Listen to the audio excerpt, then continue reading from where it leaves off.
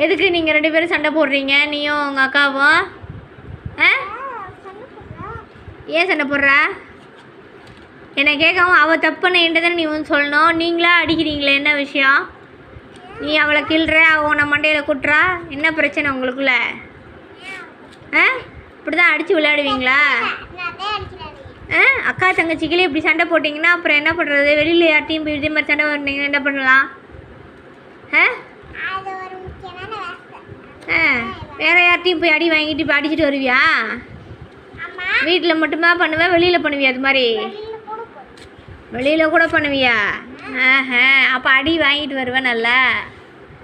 இங்கே பாரு, சண்டை போடாமல் இருக்கணும். தப்பு செஞ்சால் பெரியவங்கள்ட்ட வந்து சொல்லணும், நீங்களாம் அடிச்சுக்க கூடாது, புரியுதா? என்ன இங்கே பாரு, என்ன எழுதியிருக்கோம் பனியன்லன்னு பாருங்க. வா, இது என்ன எழுதியிருக்கு? மேக் சொல்லு. Today happy. அப்போ தான் என்னது ஹாப்பியாக இருக்கானே. சும்மா சண்டை போட்டு விளையாண்டிங்கன்னா என்ன தான் கிடைக்கும்? அடி தான் கிடைக்கும். என்ன கிடைக்கும் சொல்லு.